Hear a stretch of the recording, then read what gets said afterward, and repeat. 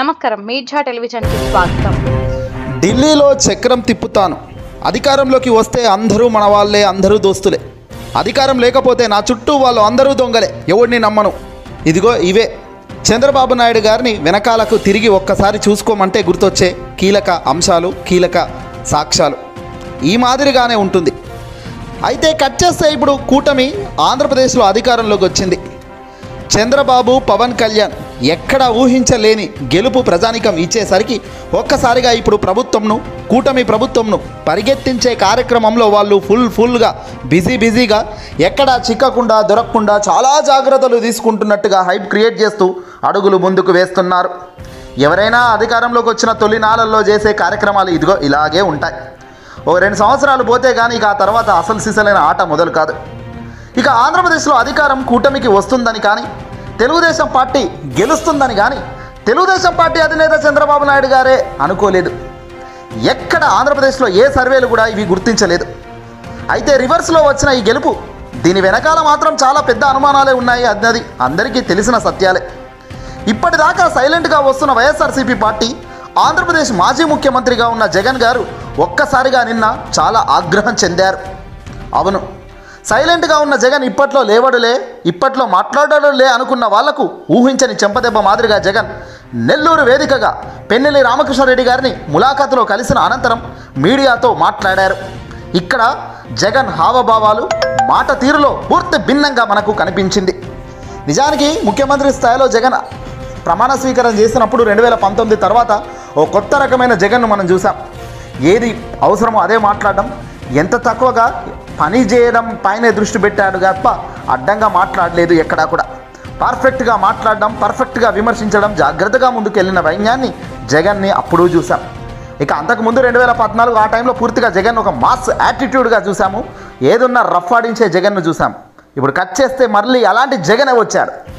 Yes, ధైర్యంగా జగన్ మాట్లాడే మాటలకు ప్రత్యర్థులకు గుండెలు పగులేలా గతంలో అసెంబ్లీ వీడియోలు మనం ఎన్నో చూసాం. ఇదిగో ఈసారి కూడా, ఇప్పుడు కూడా అదే స్థాయిలో జగన్ విరుచుకుపడ్డాడు. ఏం చేస్తారు అసలు, ఏమనుకుంటున్నారు మీరు అంటూ కూడా చాలా గట్టిగానే ఒక్కొక్కరి తాట తీశాడు జగన్. వాస్తవానికి జగన్ అధికారంలోకి రాలేకపోవడానికి కొన్ని కారణాలు ఉండొచ్చు. కానీ అధికారంలోకి వచ్చినంత మాత్రాన ఏదైనా చేయొచ్చు అనుకుంటే మాత్రం కరెక్ట్ కాదని, ఎల్లప్పుడూ మీ ప్రభుత్వం ఉండదు, గుర్తుపెట్టుకో చంద్రబాబు అంటూ డైరెక్ట్గా వార్న్ చేశారు జగన్. టైం అనేది మాకు వస్తుంది, మామూలుగా ఉండదు మా టైం వస్తే. నీ మాదిరిగా మేము ఎప్పుడు చేయలే, కులం లేదు, మతం లేదు, రాజకీయం లేదు అన్నట్టుగా కనీసం మా పార్టీకి ఓటు వేయని వాడని తెలిసినప్పటికీ కూడా వాడికి పథకాలు అమలుకు వాడు అర్హుడైతే వాడిని పక్కాగా ఇంప్లిమెంట్ చేసి ఇంటికెళ్ళి పథకాలు డోర్ డెలివరీ చేసిన ఘనత నాది. నీ మాదిరిగా కొట్టడం, చంపడం చేయలేదు. ఇలాగే కొనసాగితే ఇక రియాక్షన్ కూడా ఉంటుంది కాసుకో అంటూ జగన్ చేసిన వ్యాఖ్యలకు, ఆ ధైర్యానికి మతిపోయింది ఒక్కొక్కరికి. ఇక ఇలాంటి వ్యాఖ్యలే వైసీపీ నాయకులు, కార్యకర్తలు కోరుకుంటున్నారు. ఇలాంటి అడుగులే వైసీపీ బ్యాక్గ్రౌండ్లో గ్రౌండ్ రియాలిటీ కోరుకుంటుంది ఖచ్చితంగా. ఎందుకంటే అధికారం అన్నది గొప్ప కాదు. వచ్చిన అధికారాన్ని ఎంత గొప్పగా ముందుకు తీసుకెళ్తాము, ప్రజల గుండెల్లో ఏ స్థాయిలో నిలబడతాము అన్నదే పాయింట్.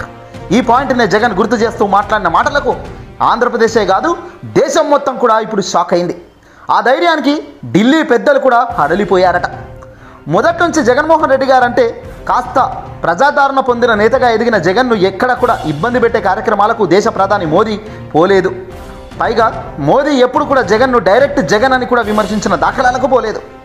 అయితే తాజాగా జగన్ ఈ తరహా రియాక్షన్ చూసిన వెంటనే ఢిల్లీ పర్యటనలో ఉన్న చంద్రబాబును సైతం ఆంధ్రప్రదేశ్లో జరుగుతున్న పరిణామాలపై దేశ ప్రధాని మోదీ ఆరా తీసినట్టుగా తెలుస్తుంది.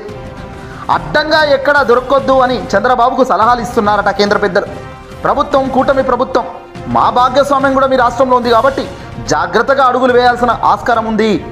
జగన్ను చాలా తక్కువ అంచనా వేయకూడదు అంటూ కూడా కేంద్రంలోని పెద్దలు గుసగుసలాడుతున్నట్టుగా సమాచారం.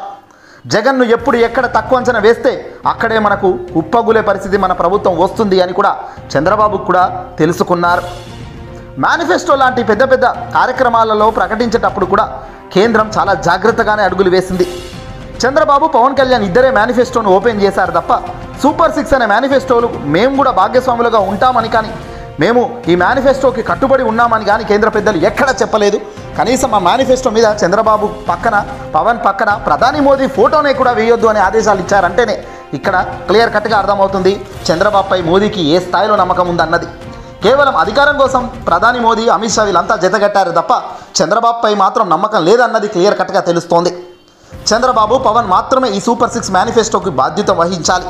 దాన్ని ముందుకు తీసుకెళ్లాల్సిన బాధ్యత వీళ్ళకే ఉంటుంది తప్ప మోదీకి ఉండదు. ఎందుకంటే ఆ ఫోటో కూడా మోదీ వేసుకోవడానికి ఇష్టపడలేదు కదా గతంలో అంటున్నారు ఇప్పుడు అంతా కూడా.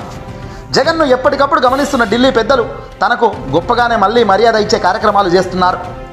అందులో భాగంగానే లోక్సభ స్పీకర్ ఎన్నికల్లో భాగంగా పార్లమెంట్ సాక్షిగా జరుగుతున్న ఎన్నికల్లో స్పీకర్ ఎన్నుకునే సమయంలో ప్రధాని లాంటి మోదీ లాంటి వ్యక్తులే జగన్మోహన్ రెడ్డి గారి మద్దతు కోరడం, 4 ఎంపీల మద్దతు వైఎస్ జగన్ కళ్ళు మూసుకొని కేంద్రంకు ఇవ్వడం, ఇదంతా చూస్తుంటే జగన్ వైపు ఏ స్థాయిలో వాళ్ళకు నమ్మకం ఉందో, నిజాయితీపరుడు, మాటిస్తే తప్పడు అన్న చందంగా కేంద్రం కూడా జగన్ను చూస్తుంది.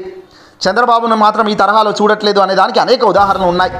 ఇక ఇప్పుడు ఢిల్లీ పర్యటనలో ఉన్న చంద్రబాబు, మోదీ, అమిత్ షా, నిర్మలా సీతారామన్ గారితో భేటీలు జరుగుతున్నాయి.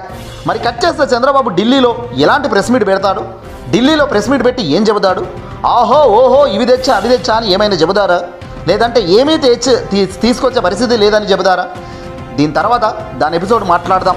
ప్రస్తుతం ఢిల్లీ పర్యటనలో ఉన్న చంద్రబాబుకు కానీ, మోదీ ఢిల్లీలో ఉన్న వాళ్ళకు కానీ, ఆంధ్రప్రదేశ్లో నెల్లూరు వేదికగా పిన్నెల్లి రామకృష్ణారెడ్డి గారితో ములాఖాత్ అనంతరం జరిగిన ప్రెస్ మీట్లో జగన్ రియాక్షన్ మాత్రం హడలెత్తించిందని చెప్పొచ్చు ప్రత్యర్థులకు. ఇక జగన్ సైలెంట్గా ఉండడు, మన తాట తీస్తాడు అన్న సంగతి కూడా అందరికీ బహుశా ఈ పాటికి అర్థమై ఉంటుంది. ఊరుకుంటుంటే నార్మల్గా భయపడ్డట్టు కదండి అంటున్నారు వైసీపీ నాయకులు. అవకాశం కోసం మేము ఎదురు చూసే వాళ్ళం కాదు, మీరు అవకాశం ఇస్తే మాత్రం వదులుకునే వ్యక్తులం కాదు అంటున్నారు. ఖచ్చితంగా మీకు కొత్తగా ఏర్పడిన కూటమి ప్రభుత్వానికి కాస్త సమయం ఇవ్వాలన్న ఆలోచనతో వాళ్ళు కాస్త మెల్లగా అడుగులు వేస్తున్నారని, అవంతా ఒక్కసారి పుంజుకుందంటే ఏ డిసెంబరో ఏ జనవరి నుంచో ఫుల్ ఫ్లెడ్జ్డ్గా వైఎస్ఆర్సీపీ యాక్టివ్ అవుతుందని కూడా వైసీపీ కార్యకర్తలు చెప్తున్నారు. ఈ పాటికే జగన్ గ్రౌండ్ రియాలిటీని సెట్ చేస్తున్నారు.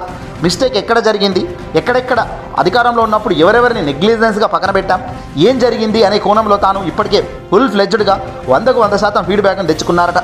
ఈ ఫీడ్బ్యాక్ అంతా కూడా రంగరించుకొని మళ్ళీ సంసిద్ధమై ఎక్కడెక్కడ లోపాలు ఉన్నాయో గ్రహించుకొని ఆ లోపాలను సరిదిద్దుకొని యుద్ధానికి సిద్ధం అంటూ మళ్ళీ మొదలెట్టబోతారు జనవరి నెల నుంచి కూడా. ఏ స్థాయిలో ప్రజల దగ్గరికి వెళ్తారు, ఏ స్థాయిలో మళ్ళీ ప్రజల ప్రేమను పొందేదానికి ముందుకు అడుగులు వేస్తారు, పడిపోయిన కేవలం 10% ఓటు బ్యాంకును మళ్ళీ ఏ స్థాయిలో పైకి పెంచుకోవాలి అనే దానిపైన ఇప్పుడు జగన్ ఫోకస్ చేస్తున్నట్టు తెలుస్తోంది. బెంగళూరు పర్యటన అనంతరం వచ్చిన జగన్ ఫస్ట్ మీటింగే నెల్లూరు ములాఖాత్ వేదికగా జరిగింది. ఏదేమైనప్పటికీ కూడా జరుగుతున్న పరిణామాల నుంచి ఎప్పుడు ఏ క్షణాల ఏ తప్పును ఎవరు బయట పెడతారో, రియాక్షన్ ఏ రేంజ్లో ఉంటుందన్నది మాత్రం ఏపీలో ఎప్పటికీ ఒక హాట్ టాపికే, ఒక హాట్ పాలిటిక్సే. చూడాలి. ఏదేమైనప్పటికీ కూడా ప్రజానికం ఓటేశారు కాబట్టి కూటమికి ఓటేసినప్పుడు మనం వేసిన ఓటుకు వీళ్ళు చేస్తున్నది కరెక్టా కాదా అన్నది మాత్రం గమనిస్తూనే ఉండాలి. ఇటువైపు నా టీడీపీ వాళ్ళు ఏం చెప్తున్నారో చూడండి, ఇటువైపు వైసీపీ వాళ్ళు ఏం చెప్తున్నారో చూడండి. ఇద్దరి మధ్య వాస్తవాన్ని మాత్రమే గమనించండి. వాస్తవంగా ఎవరు దగ్గరగా ట్రూత్ చెప్తున్నారో అన్నది చూడండి తప్ప అడ్డంగా ప్రకటనలు నమ్మకండి, అడ్డంగా సోషల్ మీడియా యాడ్స్ని నమ్మకండి, దుష్ప్రచారాలను నమ్మకండి. మీరు మీ తెలివితో బేరేజ్ వేసుకోండి ఎవరేంటి ఏంటి అనేది. వాళ్ళు కూడా మనుషులే, వాళ్ళేం దేవుళ్ళు కాదు. ఏదేమైనప్పటికీ కూడా ఈ వీడియోని అసలు లైక్ కొట్టి షేర్ చేయండి.